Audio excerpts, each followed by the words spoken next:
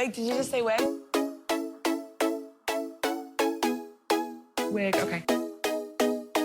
I know, wig. I feel that already. Wig, okay.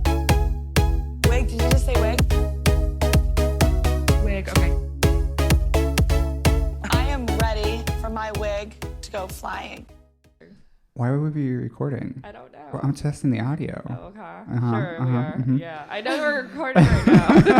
And we are. Hi. I knew it. I'm Martyr. I'm C-Tepper. And this is Wigging Out. That was the shorter version. Okay.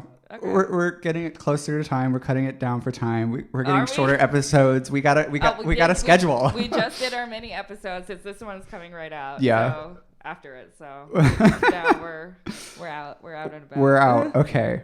Caitlin, what are we doing today? So I said this before we recorded, but I'm gonna say it for the podcast. This is one of the people we wanted when we decided we wanted to do a podcast. Literally, our first whoever our list was, this person was on it. So we have a drag king finally. It says it in our description, but they're just a good drag king can sometimes be a little bit hard to find. So we found the best one that we know. It's Mr. Maxxx Pleasure. Hello. Hi. Welcome. I'm excited. Thank you for opening your home to us. Yeah, your humble no abode. problem. I'm excited to supply the validity for your bio. No, honestly, I'm just every time I look at it, because it literally our first for the description, the first thing it says is drag kings, and I'm where? I think it's drag kings, drag queens, and I don't know. I don't know. Nightlife, probably. Yeah, it's stuff about nightlife. I don't know. And everything in between. And then everything in between. And whatever Lovely. you choose to be. I just watched Kinky Boots, so I'm they have a line about that. It's ladies and gentlemen and whoever you choose to be or something like that. And I was like, okay. Oh. Do you know what I thought the other day? What? A great drag king show. Stinky Boots. Oh my God.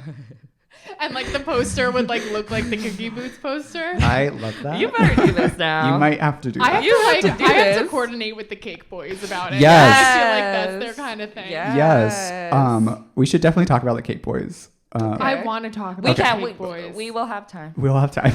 This is a little preview of what we're about to talk about. Okay. So, Max, where are you from originally? So I grew up in New York State, in Rockland County. Okay. So not that far. But a little far. A little far. A good distance. How many hours is that from New York? City? Oh, man. On a good day, 20 minutes. Oh, whoa. Yeah. Is that by Westchester? No. Westchester is on so there's the Tappan Zee Bridge that connects Westchester and Rockland County. Okay.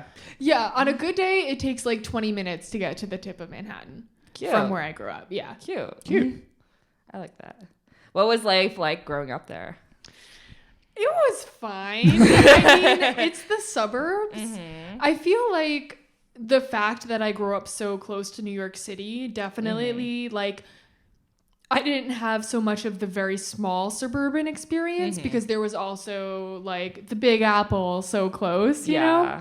My family would go to shows, see Broadway, all that cool stuff. Yeah, it's basically a suburb, but not a suburb. Yeah, exactly. Yeah. It didn't have the completely claustrophobic feel. Sometimes it did, but not always. Yeah, no, I can definitely relate. So, did you have any drag influences growing up? Were you aware of drag queer community? So my first understanding of drag, I had this boyfriend when I was in community theater in high school, and for his friend's birthday, they went to Lips. Of course. For whatever reason. Of course. This is the beginning of every story. So this is what happened. So I was dating this kid. I was only dating him. No offense, Ian. I was only dating him because I was closeted and didn't know how to understand my feelings for our close girlfriend that we had. And so he went to Lips, and this was when everyone had Facebook albums for everything. Oh, God. And there's a picture of the drag queen. I wonder if I know who she is now, but there's a picture of the drag queen sitting on his lap, and he's grabbing her gigantic fake tits. And our friends tagged me as the drag queen. Oh. What? Yeah. Yeah. I don't know how I Kind of, feel. it was like low-key traumatizing Yeah. in a way, because it was like this like overtly sexual thing. Yeah. And I was like, I'm only 16. I don't know what sex is. But that was my first like understanding of drag. Damn. Yeah. And It's a little bit traumatic. it was a little bit traumatic. Yeah. So like it took years for me to understand that like drag wasn't this grossly vulgar activity for drunk people. Like I mean, it still think- is. Yeah, I'm like, But, what? but like it wasn't like, it was not love at first sight by any means. That's interesting. Yeah. I did not know this about you. Yeah. It's funny, like I was just thinking about that memory the other day, I'm and I was glad like, you that's shared. pretty formative. Like No, in that's a way. very Yeah. formative. Huh. But you don't hate it anymore. I never hated it. Like Okay. it was just I don't know. It was just a very weird thing, and like I don't think they were bullying me per se, but I I definitely think it was just felt like bullied. it's definitely probably like a ha ha ha guys. Yeah, but like I almost did a spit take. right all over the equipment. No. Like that was my first like experience with the drag queen. Then I went to college. And it's a tradition at Purchase College to have drag queens stand at the entrance of the school with a welcome sign. And I didn't know that either. yeah. And I was looking at my old Facebook, and there's a status that's LOL, 2 drag queens just welcomed me to Purchase. This is going to be interesting. oh, that was your status. Yep, that was That's my amazing. status. Yeah. And still, and it took even longer. I've had so many interactions with drag where like it wasn't, I just walked right by it, like missed connection. So many of those. Yeah. And then finally, when I understood that it wasn't just a vulgar thing, that's when I was like, I think I would like to try. Yeah. I think I'd like to do that. But yep. When did you first try? When did you get there? The spring of 2014. Oh my god, that's like my birthday is October 2014. Your drag so- Oh, birthday. really? Yeah. So, oh. I'm like, no one can see your quotations. I know. Your Drag air birthday. quotations. Yeah. That was, I had been, so Purchase has like a really big drag scene. Yeah. Which is really nuts and really cool. But I had been a backup dancer for 2 other kings that were there. And I was like, well, actually, I think I could try. Like, really what interested me was the opportunity to get on stage and to make a mix and tell a story and choreograph and dance. Because, like, I used to do community theater. I was terrible. Like, there's a reason I pretend to sing and don't actually sing. Yeah. If only more drag performers took that note. Yeah. But like I wanted to get back into performing and I saw that this was a way to do it. And that's what I wasn't necessarily attracted to the gender illusion idea of it. But yeah. Gotcha. So how did you get your drag name? My drag name came from an ex-boyfriend. Oh. Yeah. I had my first performance in spring 2014. I had a different drag king name. Can you say? It is so embarrassingly bad. Then you have to tell us. It is. Is there a slur? Okay. We'll take it out. Oh my god, no, it's not a slur. It's like- Let me just preface this by saying I didn't understand the responsibility that I have as a queer person who is performing masculinity to not feed into toxic masculinity. I didn't understand that. So my original drag king name is based on a murderer and cool. a famous book character that is a literal rapist. Oh. Yeah. Okay. It's Jack Interesting. DeLarge. Now I have to say it. Jack DeLarge. Jack DeLarge. Who's it based on? Jack the Ripper and Alex DeLarge from Clockwork Orange. Oh. Yep. Okay. See, I feel like, And like it sounds like a name that like a drag king would have, yeah, it doesn't but seem like crazy to me. knowing the backstory of it is kind of like I feel like people have worse names about though. they do. Yeah. But yeah, I when I knew that I wanted to try drag again after my first time, I was like, I need a different name. Yeah. Also, I feel like I would not have figured out that connection anyway. I feel like your name now is like instant. Yeah, it fits like, you so much instant better. recognition of like what, like we get the pun and we get the name. Yeah, and like I love the name. I love being I'd hope called, so. Yeah. I love being called Max. Yeah. Like, but one thing that as the years go by, I kind of don't like is that it's Maxx Pleasure with 3 X's. And it's that vulgar thing. Well, that's why I found it funny that like this is your name and that was your first. That was my experience. first experience. Yeah. No, I'm like, wow, you came a long way. Wow. I'm happy that we're putting this together. I know. I feel like we're in therapy right But now. yeah, like I kind of wish that I didn't do the 3 X's because I'm a huge, now that I'm an adult who understands like the nuance of being a drag king, like I kind of like I'm just an advocate for like I'm an advocate for the idea that drag kings don't have to be vulgar, they don't have to be incredibly sexual, and my name is Max with 3 X's.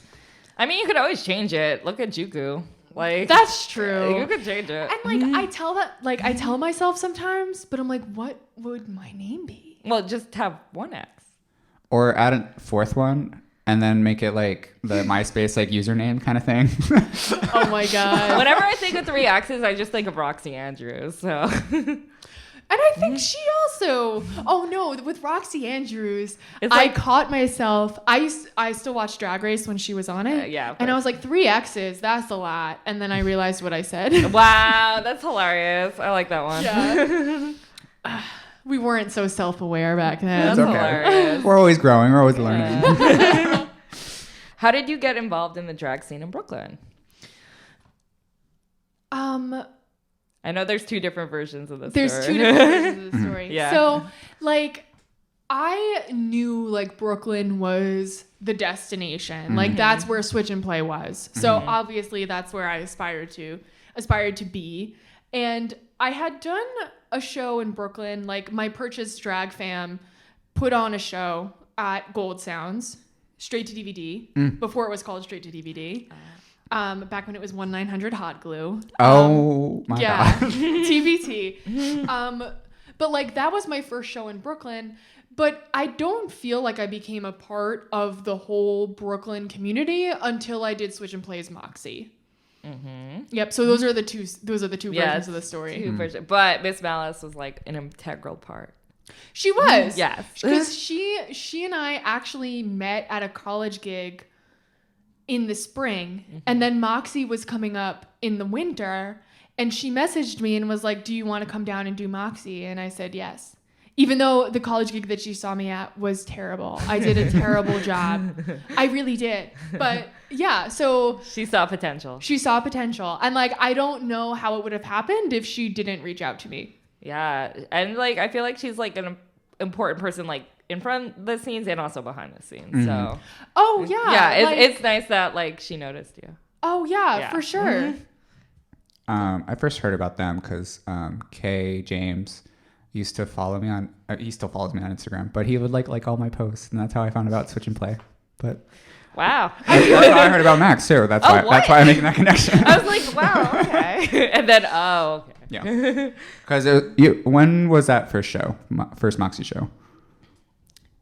January 2017. Yeah, I think. that's right before I moved here, so that makes sense. Wow.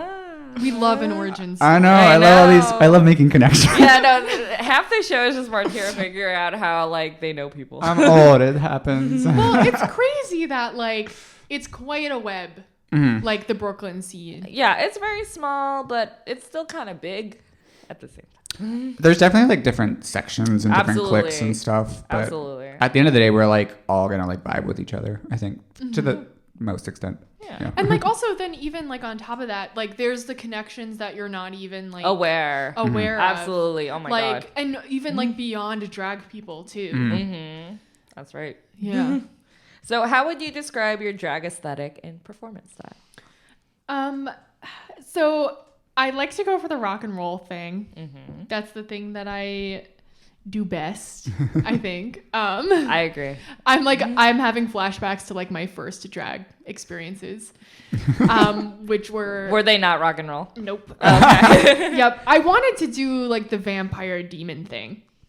I feel like That's you a could make common trope, yeah. mini like common. connection to it though. Yeah, and like, but it didn't work out for me. Aw. But so I like to do the rock and roll stuff. I tend to do more serious numbers.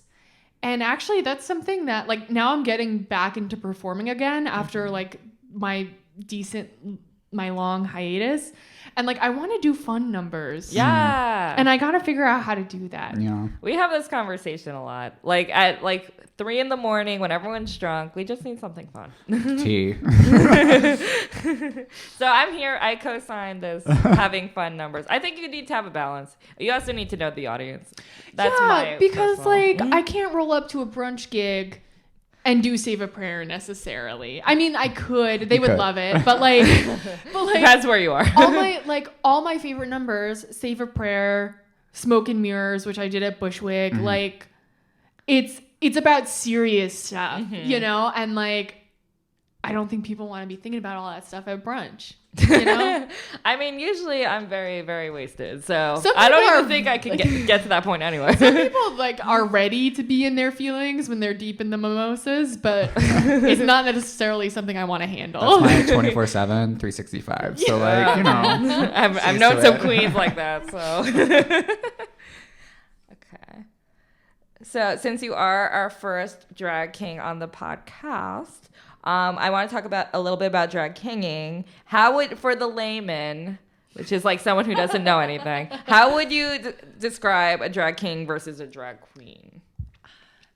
Okay. I mean, this... In your opinion, this is just Yeah. how you would describe it. I mean, I don't usually like playing the comparison game.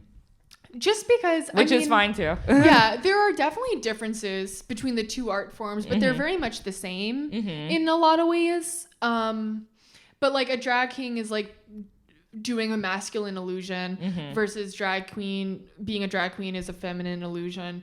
But like I feel like as time goes on, like even those definitions are Yeah, I like, agree. definitely like a little more mushy, Yeah. a little wishy. I find that like usually drag kings are AFAB performers, which with drag queens it's a little bit more versatile. I Okay. agree. I think I only know like one AMAB drag king. You do? I don't know. I any. think. It's Roxy Andrews' like son. Oh, Axel Andrews. Axel, yeah, that's about it. That's the only one I can come think of off the top of my head. Yeah, I agree. I don't know.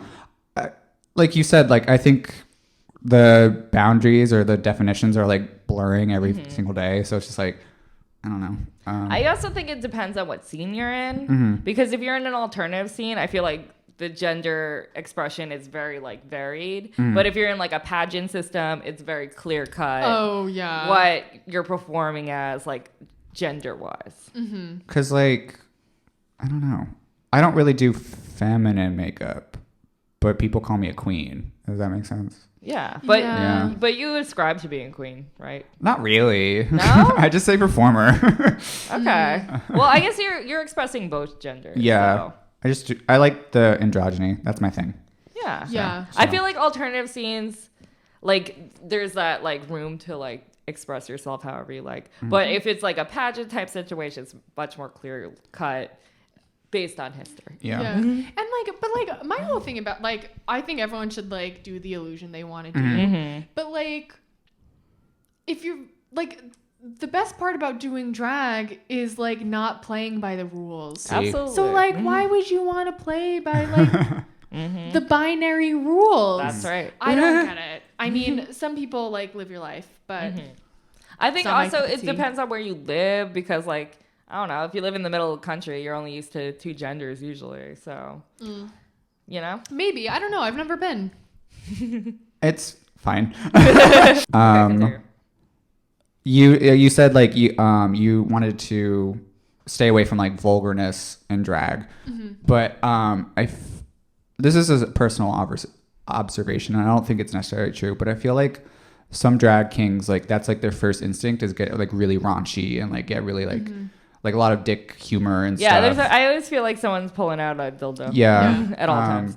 And I'm wondering if that's just like drag kings just don't have like an example of not being vulgar or something, or where that kind of is that just like easy to do because it's like first thing people think of like when masculinity comes up is like dick jokes. I don't know. Yeah, I mean, the thing about when I first started being a drag king, like the gender illusion wasn't the thing that I jumped at. So I my instinct was, okay, if I'm going to be a man, I'm going to be a womanizer. Okay. And like, because and also like, because drag is so like queer oriented, like it can be like, when you start being a drag king, you can leap at the chance to express your sexuality. Yeah. And like, was something that I was eager to do also. And it wasn't until I got to Brooklyn that I realized that like that didn't have to be the case. Like I didn't have to always have a pretty femme backup dancer who I grinded on, you know? But yeah, no, I think phallic jokes are easy. Dick jokes are easy. Yeah. It's what people expect also. Yeah. And I think it's a safe thing to do with an audience, especially when you're first starting out and like you're not really ready to like play with gender yet. The two performers that come to my mind that like break that sort of notion of being like vulgar, or like they don't really break it, they like put it on its head, is Sweaty Eddie and Richard Takako. Because they're and like actually Thady also. Yes, Thady. Yeah. They do like speaking of Sweaty Eddie specifically, they do like creepy man kind of drag. And he's like one of my like one of the only performers in Brooklyn that absolutely terrify me when they're on stage, but he's a sweetheart. But like same with Richard, they're like they just do like very vulgar drag, but to like make fun of like toxic masculinity, I think. And I went to the Cake Boys brunch a few weeks ago, and I was so inspired by them because they are doing gross shit. Yeah. But like, it doesn't feel like I didn't roll my eyes at it. Yeah. You know, like I didn't think like, oh, this is unimaginative drag king beginner shit. Like I didn't think that at all because that's not what it is. Yeah. From them. Yeah. And like Thady also, like Thady does a lot of phallic stuff. But they're very much somebody who plays with gender, obviously, you know? So I should talk to them about it because I'm interested to like know, like, what's your deal with phallic stuff? Because you do it, but you don't do it in like the same, like at least I don't think they do it in a thoughtless manner. Yeah. You know? In a cliche way. Yeah. In a go-to, like, yeah, major. like we've seen it a million times. Yeah. I feel like drag kinging is also just a commentary on the patriarchy. Oh yeah, general. obviously. Yeah. Yeah. And like, you know how the patriarchy is just like a dominant force in society. So I feel like drag kings, the good ones, they're making a commentary about that. The bad ones, they'll stick with the dick jokes. Yeah. I mean, I don't really think there's any like bad. I haven't seen any bad drag kings. So No. There's also like not that many, so they're there. It's just drag kings are, because I had to obviously interview them for my book. They're just very spread out. They're there and they're all over the place, but they're spread out. Here's the thing also, like, because so when I first started performing, I was like, holy shit, I need to knock it out of the park every single time because I'm one of 3 drag kings at Purchase. They actually graduated, both of them graduated the year before me. So then it was kind of only was just me you. for, at least if I remember correctly. And I used to have to ask to like perform at shows. I got my first bar gig actually by asking the producer if I could be in it. I didn't realize that wasn't how the real world worked. But like, it's so annoying because like bad drag kings, I was always afraid of being a bad drag king. But like, how many fucking not good drag queens have we seen? Yep. me. You're I very agree. talented. Wow. No, I agree. You made that joke before. I really agree because it's this double standard where like drag kings have to be amazing out of the park or like they're gonna be like forgotten by. Obviously, usually at gay bars in Brooklyn, a cis male audience. Yeah. Basically. Sometimes cis male audiences love me. Interesting. Yeah, it's interesting. I think AFAB performers in general, whether they're doing femme or mask drag, just tend to have a harder time. I agree as well. I don't know. At least that's what I've heard. So, how do you get into drag to become a drag king? Like, what do you? What's your personal touches? I mean, I don't bind and I don't pack either. Those are just two things that I tried in the beginning, but I didn't really like doing them, so I just stopped. Which is funny because like not a lot of people in Brooklyn like pack, or actually some people Some do. Yeah, not many. It's just a lot of the Brooklyn Kings have top surgery, so like a lot of them True, don't they bind. don't have to bind. But like it just wasn't. I wasn't doing it as like a statement on like gender and bodies. I just didn't like doing it. But like I think it's pretty punk as like it's funny that I accidentally was punk as fuck. Like just not doing it.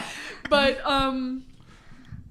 yeah, so really like it's all about the face for me. I do the same face every time. I'm gonna continue doing the same face every Do time. it. It works. Oh, that's your statement. That's your signature. Yeah, and like sometimes I'm like maybe I should try a new look, but like I'm not going to. Also, like I'm not good at makeup. I learned how to do this one face and that's it. Like I can't do anything else. You I feel that. You should experiment though, just for fun. I feel like you could do. I could. I want to ask you, because you do a mustache, right? Yeah. Yeah. Yeah. I might ask you off mic how you do it because I'm curious. I haven't done my bearded look in Martyrs forever. definitely needs some. Okay. So I use a toothpick. Oh, interesting. Okay, I've Yeah. seen that before. And it like when I did my first beard, I was like, oh, I have my mom's like years old face paint, and I have this toothpick.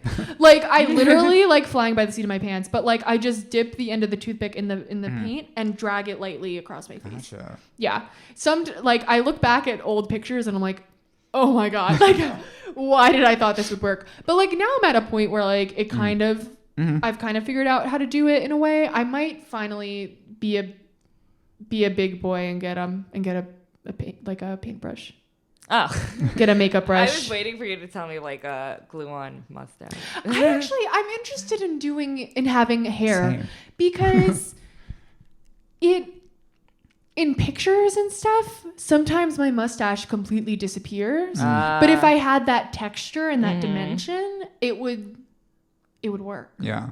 Yeah, it's just hard. I feel like it's just hard to keep on because Yeah. like that part of your face gets sweaty. Oh yeah, the Yeah. first time I tried to wear a mustache, it fell off. Yeah, no, in the middle I of the always see- performance. Same. Yeah. Like every time I see someone with like the like glue on stuff, it just falls off. Like Yeah. I've never seen it stay on a whole performance. I don't know if the queens are doing it wrong or the kings, but it don't. stay. I've seen some kings who Who can do it? who have like yeah. Ooh, good I for gotta them. like that's gonna be the thing that I'm gonna practice. is Yeah. having a hair mustache. Then you can do tutorial I can do a tutorial on for my Martyr. For Martyr. on my vlog, Yeah. which is coming out soon. We should take a break, but we should talk about that vlog. Oh yes, after the teaser. Okay. the teaser. Okay. Yeah. Bye, kids. Bye. Bye. Wig, okay. I know, wig. I feel that already. Wig, okay. Wig, did you just say wig? Wig, okay. I am ready for my wig. Get the fuck out of here. Not because of you, just because we have to do the next interview. And we're recording. Yay. Wow. Thanks, Martyr. Jesus Christ. Love you. Oh, I hate you. All right, on to our next part. So, drag kings, as we were talking about, are a little bit hard to find. Where do you think the best place is to see drag kings or your favorite types of drag performers? Switch and play Ooh. for sure. K James and Vigor Mortis are absolutely fantastic, but the whole rest of the collective, Miss Malice, Zoe, Nyx Nocturne, Pearl Harbor. Am I forgetting anybody? I think I got everybody. I think that's the main. Oh, Davina. Oh, How could I Davina. forget Yeah, Davina. Yeah. All incredibly talented performers. Agreed. Switch and Play is the best show, I think, in Brooklyn. Yeah. Sorry to anyone who I might have offended with that. Have you done a switch and play show? Yes. Oh. I have. My first Brooklyn show was Switch and Play. Oh, look at you. And then I've performed with them a few more times since. I love I love performing with them. But yeah, definitely Switch and Play. Richard's Drag King Richard, formerly Richard DeCacco, now just Richard. Formerly known as. He has his Drag King collective, the Cake Boys, which is brand new, and they're doing really cool stuff. Where I'm is so that? inspired by them. They did. They have their brunch in Queens, and then they have. It's at the Vault. I think they're doing like a monthly show at the Vault now. Yeah, I think. Was it the Vault? I think so. Oh yeah.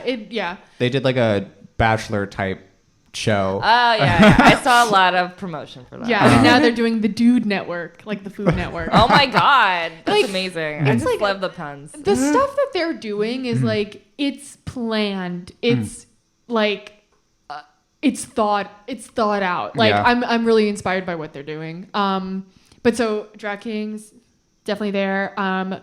Straight to DVD is a great Brooklyn show. Where is that? It's at Gold Sounds. Gold Sounds. Okay. Yeah, Straight to DVD. They've been doing it for like 3 years. I think they're the second longest now show in I Brooklyn. think they are. But Oh, wow. what's so interesting is Yeah. it still feels like people don't know about it. I don't know anything. I agree. Yeah, but it's a great show. Yeah. Okay. It's very like casually run. Like Sherry Okay. and Chris, Sherry and Christ like just go back and forth on the mic. Like they're so funny. Like they're my Yeah. favorite duo.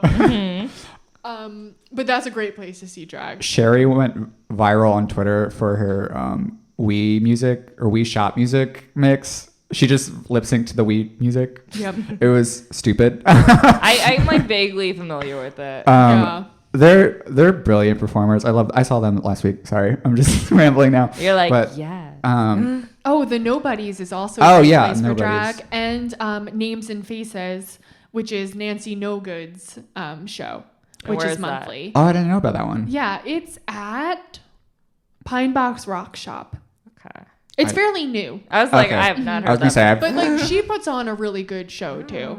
It's funny that the examples that I just gave, there's the spectrum of very well organized to a complete free for all. Like Straight to DVD is the free for all. I like it though. I like that there's options. Yeah, there's a spectrum. Yeah, I like that. and they're all monthly, so it's like Yeah, monthly. I nothing's like competing with each other. I like monthly because it's like a low commitment on my end. Yeah. Oh yeah, I'm trying to think. There are definitely other shows. Miss Jade is fantastic. She has a show at Macri Park. I don't know. I could go on. I You're could. listening. Do you see any shows in Manhattan?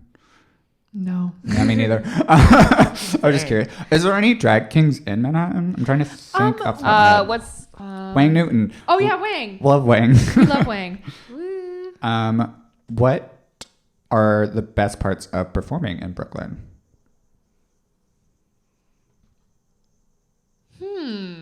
or your favorite parts? I love the community of it. Specifically like in the switch and play realm. Like it's a very community oriented space, and it's not just about like a space for queers. It's a space about celebrating queer people. And like it's like I've been performing with them for years at this point, but it wasn't until recently that I was like, I get it. Like this is community. This is celebrating queerness. This is like that's my favorite part about it is participating in the community in that way. I feel like they're very open to like who can go to the shows, and it's like a very safe environment at switch and play events. Because I know a lot of people who are like diehard switch and play will go to every switch and play you know everything. why I think that is because they set up like a theater in the back room. It's not like you're standing in the bar. And I think that makes a huge difference with the kind of experience that it is. I agree. It kind of elevates it too. Yeah. Yeah. And they're starting to do shows at National Sawdust too. Yeah, so like I have gone to those. production. Yeah, we no, love a production. National Sawdust is a big theater to be Yeah. performing at, which you did perform at. I did perform at Yes. What are some of the worst parts of performing in Brooklyn? Everything else. Do you make any money doing it? Depends. Okay, that's good. That's good. I feel like a lot of Brooklyn performers have an issue with like with the money tipping stuff. is just Yeah. like not good. Yeah, I mean, it really depends. So I can't really make a blanket statement Yeah. on like what tipping is like in Brooklyn. Is it like based on venue that you've like It's gotten? based on venue, but not only that, it's based on the crowd. If it's raining outside, like it seems so Yeah. like, you know what I mean? Yes. Rain like drives everyone away, and I don't know why. It's weird because that's only a Brooklyn thing that I Yeah. found, because in Manhattan it could be like -15 blizzard. Go to any of the main gay bars, it's gonna be fucking packed. Oh, my least favorite thing about performing in Brooklyn is getting there. That's it. T. No, same. It's hard, especially like anything in Bushwick. It's hard Yeah. for me. Oh, Bushwick's a nightmare to get to. Yeah, I for don't- all yeah. of us, it's just not cute. I literally live off the G, and it's a nightmare to get anywhere. So, Yeah, like, so God if bless it's both bad, of y'all. I feel like unless you like live in those neighborhoods, like like a Ridgewood or like all those, like unless you live there, it is fucking hard to get to I certain agree. venues. Even though I want to go, but I'm just like, no. Yeah, it's a trip. I hate when people are like, "Oh, just take an Uber," because I guess where they live, Ubers are like $5. For me, it's like 20. And Yeah, no, it's so expensive. It is, and I'm like very close to Williamsburg, and it's still. are you? Well, I guess so. Pat's. It's still a bitch. And our last little section. What are your favorite parts of being a drag king? Oh, I don't know. I love it so much. I don't know. And here's the thing about like me doing drag. Like it feels like when I'm doing drag, I'm most authentically myself. So it's hard to talk about it. Like, what's my favorite part? That's like asking, like, what's your favorite part about being a human being on this earth? Like, you know what I mean? I could answer that. But I like doing the whole rock and roll thing. I like doing a masculine presentation while still making room for androgyny, or rather feminine things, even though like who knows what that means anymore. Yeah. I love that. Have you had any bad experiences being like a drag king? Were you ever like discriminated against or anything because you were a drag king versus a queen or something like that? Like maybe a little bit. I'm fortunate that when I arrived in Brooklyn, a lot of that hard work had already been done. Like, because Switch and Play had been going since like the early 2000s. Yeah. And like when I first started performing in Brooklyn, it was either with my college friends, with Christ and Sherry, or it was with like Switch and Play and like other like drag king oriented spaces. But like, yeah, I guess there's been a little bit of that. Oh, there was one time a long time ago where I was working with these two queens who I had never met before, and they were like asking each other, like, what's your title again? Do you have any titles? Asking each other. And they didn't bother to ask me if I had a title because they assumed I wouldn't have any. Yeah. But I also had the sense that they kind of assumed, like, they didn't know that I'm the Brooklyn Drag King of the Year 2018, that I've performed at Sasha Velour's Nightgowns, that I did the Austin Drag Festival, that I've done Bushwick for 3 years. Like, Yes, resume. yeah. Like, I've performed at the Brooklyn Museum, the Whitney. There's another museum that I'm forgetting. Like, but like, Yeah. see, but like, they kind of assumed that like I had no experience and that I wasn't coming from anywhere. And of course, they didn't say that flat out, but that's kind of the vibe that I got. And like, so I had to interject, and like they had their crowns from their titles, and like I interjected and was like, oh yeah, I didn't bring my award because it's a brick. Like, I was literally gonna say, what do? Just bring a brick around? yeah, throw bring it at the people? brick around. But yeah, and like I know that they didn't mean anything. I knew that they weren't consciously Yes. like, you know, othering me in that sense, if that's even the right word, because they're both very kind people. But like, I totally picked up on those vibes. Yeah, it's interesting. Yeah, it kind of sucked, but you know, it's fine. I hope you spoke up for yourself. I mean, I did. I was like, I have my, you know, like I have my titles and stuff. And well, is it a title? I don't know. I was voted Drag King of the Year. That's a title. It's Yeah. a title, and we will be talking about that soon. Yeah, and I came in second place for my first pageant, which was a drag queen pageant. Like, Hey. Wow, Yeah. work. yeah, so like, I've done a few things and I've done them well. That's right. You know? You gotta own it. And I do. Fabulous. We should take another break. Yeah, and we'll talk a little bit more about this BNA that you Yeah. have won. Sure. Bye, kids. Bye. I know. Wig. I feel that already. Wig. Okay. Wig. Did you just say wig? Wig. Okay. I am ready for my wig to go flying. No. I make that same joke every time Every when time. we're recording.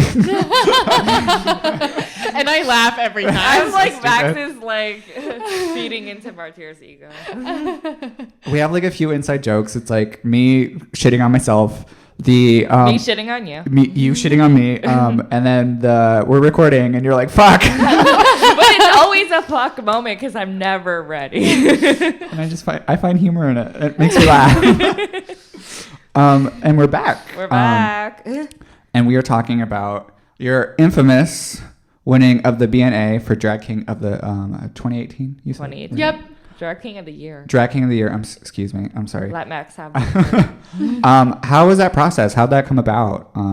Did you campaign or did you? Yeah. Well, what did you? Okay, so it's actually really funny. I was nominated for Drag King of the Year in 2017. But you didn't. And win. I had only performed in Brooklyn like 4 times. At that Whoa. Oh, whoa. Yeah. It's funny because people were like, where did you come from? You came out of the woodwork and you're so good. These people didn't see my first performances at Purchase, which were bad. Yeah. But so I got nominated in 2017. So of course I wanted to be nominated again in 2018, especially for 2018. I deserved to be nominated. Yeah, you actually like. I did actually more than 4 partic- performances. Yeah, I actually participated in the Yeah. drag scene. And I did campaign a little bit for it. I really wanted it. And also the drag king scene, it's even bigger now than it was in 2018. It is. It's funny, like there are so many new people. Yeah. I say as if I've been here for decades. No, it's true though. It's true. But so there weren't that many people. So I was like, okay, I probably am gonna get a nomination, but I want to make sure I get a nomination. Also, I want to win. Yes. So I did campaign a little bit. I didn't want to go so crazy about it. I really wanted it, but I didn't want it to be the end all be all. I didn't want it to wreck my self-esteem. But luckily it didn't because I won. Yeah, no, it's a cool thing to have. Some people like discredit the BNAs because they're voted on. It's not like it's a pageant where we had to like Prove yourself prove to judges. for it. Yeah. But I think maybe I feel like you have to prove yourself to a lot more people. Yeah. consistently. Yeah. You have to stay in people's minds, Yeah. you know? And like people are like, oh, it's a popularity contest. I'm like, but people are popular because they're good. So are the clams. Well, like, I mean- I feel like just pageants. Pageants too, though. It's like whoever the judges like the most. You know. Yeah. I mean, I can see both personally sides of it, like but- I personally don't think the award is any less valid because it's a popular vote.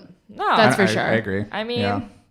it's not like you're running for president. That popular vote certainly doesn't matter then. We're actually gonna have delegates now, and Oh my You god. should have like an electoral college. It's just gonna go with the most random people. I think they did talk about that for like this year. They're gonna What? have like Have a committee. have a committee to nominate people, which I'm okay. I'm a fan okay of. with that. I'm a okay fan with of. that. Mm-hmm. Like a committee to nominate people, but I'm I okay think with it's that. still voted on, which I'm Well, in favor yeah. of. I'm in favor of that. But yeah, no, I think that's a great idea. And I think it's funny, like award shows, it's just like you're a legend in your own mind, you know?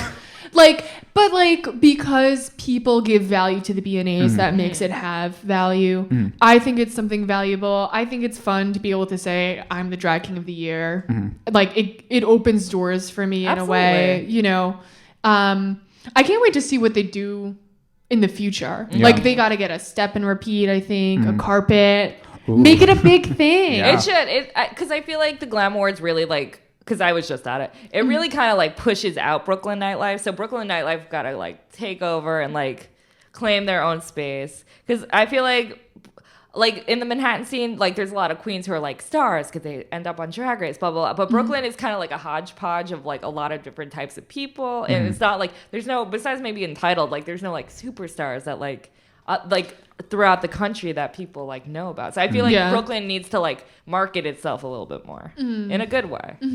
And it's honestly like a huge honor to be nominated in like this scene specifically, because we're like, I don't know, everyone's looking at us to be like the forefront of drag and Absolutely. performance and stuff. And there are so many talented people. Like, it's amazing to like be called out as a member of it. Yeah. You know? Yeah, I agree. Yeah. Well, I don't know how to transition. So speaking of Brooklyn, where can people find you next? Or not in Brooklyn, allegedly. Well, my most exciting thing that I have coming up is I'm launching a vlog. Ooh. Yeah. I'm a YouTuber now. Subscribe to my channel. Yay! No, but seriously. Yay! I'm starting a vlog, which I'm really excited about. It's about drag king stuff, but also more generally, like it's going to be about queer stuff as well, in a general sense. And that the first episode is coming out the first week of March. Cute. So that's, oh shit. I think it's Thursday, March 5th. Cute. I'm going to check. At 1:00 p.m. At 1:00 p.m. Oh, I got to subscribe. Yes, it is Thursday, March 5th. What is the name of your channel? Oh, see, it doesn't have a clever name. It's just Maxxx Pleasure. No, that's fine. Yeah, that works. That's what it should be. I always course, hate like- like crazy names and it has nothing to do with the Of course, person. like 10 days out, I'm like, oh my God, should I come up with a name for it? No. Like, even though like it hasn't had like I've filmed almost all the episodes already. Like they don't Yeah. have Hey. a title. Yeah. But I'm really excited about that because I think it's, and like Martyr and I have actually talked about this, like not in the podcast, like, and from where I'm coming from specifically, like my experience with nightlife has changed so much in the beginning. I'm not into late nights anymore. I'm Same. sober. I don't smoke cigarettes anymore. Like I'm coming at it from a very different spot. Yeah. And me continuing to do drag in nightlife. Yeah. It just wasn't something that, I mean, I still want to do it, just Yes. not as regularly as I used to. Okay. So I think that participating in drag with this vlog, like it's a way for me to still continue doing drag, but also to become a resource for drag kings. Absolutely. You know, and I mean, drag kings, like we have, like we've made our own resources, we've made our own connections, our own community, but there definitely still is a lack of like drag queens kind of have ready-made role models when it comes to Absolutely. like drag race and stuff. Drag kings not so much. So I'm kind of looking to like share the wisdom that, or my knowledge. I mean, I'm not a veteran by any means, but I feel like I have accumulated quite a bit of knowledge that is worth sharing and that could be valuable for drag kings and for actually drag performers in general. Absolutely. Because, like, I feel like in the drag queen world, there's, like, a million tutorials. Like, there's a lot of voices that get to be heard. But I feel like, at least in, like, the YouTube type setting, it's a lot less. Yeah. And At least from what I've seen. there are some drag kings that that have YouTube vlogs. Charlie DeVille, Magic Dyke, who I'm obsessed with. And then there are other kings. Oh, Hugo Girl from Australia. Yeah, I think he's from Australia. Like Tenderoni has done a makeup tutorial here and there, I think. So like there definitely isn't a lack. Like I'm definitely joining a group of drag Yeah. kings who are looking to share knowledge. But I'm excited to like do it in my own way and like add my own spin on it. Show everyone how to do a toothpick mustache. Oh my God. I was like, you better do tutorials on here. On the toothpick mustache. Yeah. When I started my beard, I watched a drag king tutorial, and I because that can grow a little facial hair, I used a mascara wand to like Oh my grow God. that I out. remember when we first met, I was like, how'd you do your beard? Like mascara wand. Oh my God. I'm glad I don't do that anymore. I am too. That sounds that's a terrible. very like How tricky did you tool. not like smudge it everywhere? It just dries really fast. Okay. Yeah. Because I smudge my own mascara. Yeah. My face. And I love that you're pursuing like an alternative platform to nightlife too, to like continue doing drag, because like I think that's really vital, and I feel like that's the future of drag too. You know, it really is. And Yeah. like, I don't want to shit on nightlife. Yeah. I've had amazing times in it, but it's just with the way that I want to like conduct myself, it doesn't vibe as well. Yeah. You know, I agree. anymore. And like late night bars, like Oh my God. I know. drag isn't as accessible to like doing a vlog or doing a photo series on Twitter, like some people we know, or Lord. like really like taking drag into the digital realm, it opens it up to so many more people. And that's actually like really important. Yeah. No, You it know? is. Yeah. It is. So yeah, no, I totally agree. Yeah. That's what I'm so excited Also, about. it'll bring on new opportunities that you didn't have to like hustle your ass off for. You're hustling in a different way, but it's not like you have to perform, 5 nights a week and hopefully get a gig. Oh, yeah, This is like- just like a new area to. Yeah, like, I work a market. 9 to 5. Like I can't It's be doing hard. shows at midnight, No, it's during really the hard. week. Yeah. Yeah. I think we're yeah. all experiencing that right now too. Fatigue, Martyr and Jesus I Christ. as well. Like it's just hard when you have like a very demanding job Oh yeah, Yeah. for sure. and you have to wake up early. Or you just don't sleep and take drugs. It's fine. Everyone does that. Everyone does Oh that. my gosh. Do you have any performance gigs in the meantime before the vlog or after the vlog or? I have a few in the works. I don't think it's been formally announced yet, but I'm gonna say it. I'm doing Rabbit Hole Productions Tasselmania, Hey. which I'm so excited about. Tasselmania is a burlesque show based on WrestleMania. What? Yeah, Yeah. it's run by Bunny Buxom and Schaefer the Dark Lord, who's a rapper. Bunny is a burlesque performer. Yeah. It is one of the best shows I've ever seen.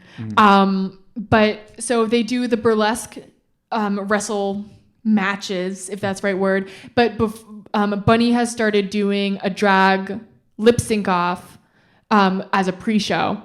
And last year she did drag queens. It was Ms. Jade and Nancy No Good. And this year it's going to be drag kings, and it's me against somebody else. Oh, it's like Oh my God. Read My Lips. Like, are you both like lip syncing? Yep, we're Okay. lip syncing at the same time Okay, gotcha. to 3 songs. Ooh. Oh, wow. Wow, Okay. 3? Yeah. Oh boy. I think they're cut down. Okay. Okay. I'm I not was sure. like, dang. I'm like getting a little nervous about it, but I'm Dang. so excited to Where's be a part that of happening? Tasselmania. It's at Drum. Okay. Yeah. I don't know where that is. I don't know where that is. It's in either. Manhattan, Alphabet City. Oh, okay. Okay. Yeah. Lower East Side. I'm so nervous, but like I love Tasselmania so much that I said yes. Like How many has this like been a yearly thing? How does this even work? this is gonna be the 4th one, I think. Okay, 4th one. Gotcha. Yeah, I think it's yearly. Is it? I think it's annually, but last year I think they did 2 in 1 year Oh. Okay. because WrestleMania was happening in New York. Oh, wow. Or Okay. in New Jersey. So they Oh. did it twice in 1 year to like coincide with that. Gotcha, And okay. the nobodies are involved. The Yeah. nobodies are actually judging the drag king lip sync. Oh, wow. Ooh. Yep. Yeah, that's how I first heard about it too. Yep. I'm going to start buddying up to them Do it. in the coming weeks. Just kidding. I won't do that. We're already buddies anyway. So So, what is the best advice you've been given about drag? Oh. The best advice, don't forget about the audience. That was Vigor Mortis said that in I was the inspiration for a short documentary that came out in 2018 and Vigor was like the voice of drag king wisdom in it because like it was about like the beginning of my drag journey. And he was like, you can't forget about the audience. Like, you're a performer. Like, and like, I totally agree. Like, drag is such a personal medium. And especially like performers like me and Martyr, like, we love bringing our personal stuff to the stage. That's right. And like, and that's amazing. And it's so therapeutic to do that sometimes. But we're performers. We can't forget about the audience. Yeah. And that was such an important lesson for me to learn. And It's such Vigor's good- the best. Yeah, it's such good advice because I do come from the audience perspective. So I really do judge people by their performance, obviously. And it doesn't matter, like, I feel like if nobody knows who you are, you still need to make your statement, but make it heard and not just have it in your head. Like, we can assume that you know what's going on. Yeah. I had this conversation with someone last week, but I hate like stages where they're like elevated and you can't like be with the crowd because like smaller venues, like I'm thinking like Rosemont and like Macri Park where like it's a smaller stage, you can go out to the audience.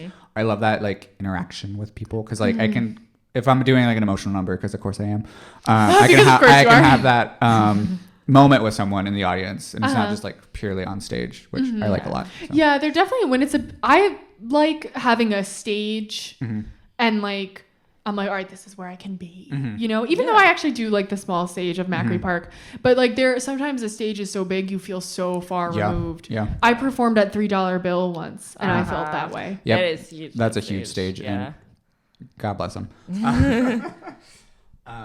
Is it my turn? Is it my favorite turn? It's your turn. It's a Martyr's moment. My favorite question.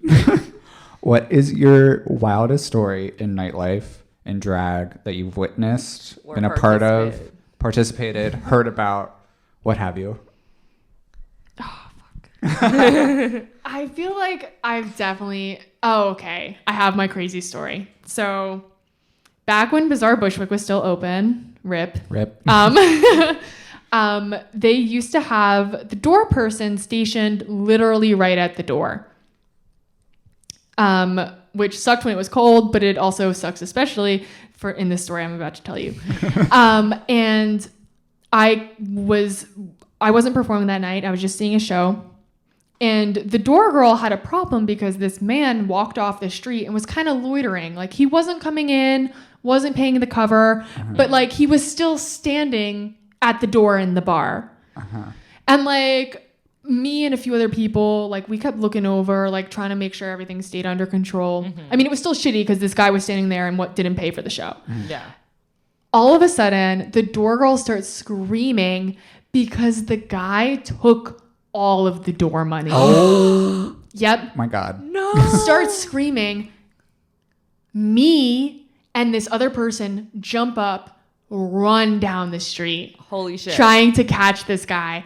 And like, what the fuck am I gonna do? You know? But like, my instinct was to like, I guess I thought because someone else jumped up, I was like, I'll help. I'll be a witness to whatever happens. I guess that because it's not like I could fight somebody like at all. But yeah, that was crazy. I ran down the street in Bushwick. I think this happened twice actually. What? I think I've run after 2 thieves. Maybe it's the same person. No, because one night I was there with like my 2 friends Shelby and Dane and didn't really know anyone else at the show. That was the night that I just told about. But there was another night me and a friend had chased somebody pretty far. Pretty far, yeah. But so that was pretty nuts. Chasing someone around you the catch streets them? of Bushwick. Nope. Both times they got away. Fuck. Yeah. The time when it was me and a friend chasing, the guy jumped into a getaway car. Like What? yeah, can you imagine? What? Yeah. They knew what they were doing. But like I think like Bazaar Bushwick had like a reputation among thieves that They had to have. there's a bunch of cash right by the door and Yep. you can just steal it because like it happened so many times. Damn. Yeah, twice and I was there. How many other times could it have happened? You know? But yeah, that was fucking nuts. Sounds like I'm glad you didn't catch them because you never know I what they would have have on gotten them. killed. Yeah, you Like- never know. It's not Maybe. worth it. It's not worth Yeah, it. but rest in peace to the crazy Bazaar Bushwick memories Rip. because Oh my those were nuts. honestly, I feel like every story there. I have opinions is the about that place, craziest but I miss their story. mac and cheese the most. I miss the oh fuck, deviled eggs. I miss them I so never much. had those. But like there were some great memories there. Yeah, I agree. You know. I've gone like maybe once or twice. And I used to go so don't- much. I miss it. I don't. I miss the atmosphere, not the. It was just too people. far away. Yeah. Okay. Last question. Oh, there's more? Yeah, this is it. This is Okay, the last one. okay. This is the last one. Where do you want to take your drag in the future? I want to become a famous YouTuber. Yes. No, I don't actually. I want you to. I kind of like, it'd be funny if I did, but I don't think I want to become a famous YouTuber. I mean, even though it would be cool that I would never have to leave my house to make money. That would be cool. I know. But I definitely I want my vlog to be a valuable resource to other drag kings. I want to do cool stuff with the vlog. I want to have guests on. I want to do games. Do we get to be a guest? You guys can be guests. Yay! We'll just do this interview all over Yeah. again. Yeah, honestly, yes. But that's what I definitely want to do that. I also want to perform in other places besides Brooklyn. Yeah. I've traveled a bit so far, but I definitely want to travel more. I mean, I'm really because I'm coming off of like a 3-month drag break, and that's the longest break I've taken since 2016. Wow. Yeah, I feel like I've been gone for years, but I'm really looking forward to like getting back in the scene, like collabing with photographers. Yes. Like I love doing that. But I'm looking forward to like seeing what other avenues there are for drag and doing a sick vlog. Sick flag. I feel like there's a lot more than just being in a bar, you know? There's more out there Yep. in the world. It's a great big wide world. Yeah. Maybe you'll start a podcast. Infringe on your territory. Do it. Honestly, do it. Nope. You wouldn't, because there's already like 10 of them, apparently. Like Brooklyn Drag Podcast. Oh yeah, those popped up. And like when I was thinking like, okay, if I don't want to do the bar scene so much, what am I going to do? I was like, I could make a podcast. It's a lot of work. But like my background is in video editing. So I was like, I might as well. Oh, yeah. Oh, Yeah. oh Then that my makes God. perfect sense. Yeah. Video Why would I do editing, anything you else? are so lucky. Editing's the worst. I don't know how you or Martyr do it. It's fun. No. Well, thank you so much for coming on our little show. Thank you. I'm happy that we did this. Yeah. I'm happy it finally worked. I haven't seen you in so long, so it was good to I know. good to It's see great you. to see you guys. Honestly. Now that I'm not a hermit anymore, we'll see more of each other. Yes. I'll see you on my YouTube. Yeah, on the YouTube. On the YouTube. Where can the kids find you? I'm on Instagram at Mr. M Pleasure. That's Mr.M Pleasure. I'm on Twitter at Mr. Maxxx Pleasure. No dot. I'm on Tumblr also. Oh, yeah. Bringing it back for I'm the one of the children. only people who still use Tumblr. But that's at the same, Mr. Maxxx Pleasure. And then you can find me on YouTube Yay. at Maxxx Pleasure. Yay. That's Max with 3 X's. Some tips. All right. Yeah, I know. From All Martyr. right. I'm right here. I'm C Tepper. And this was Wigging Out. Way.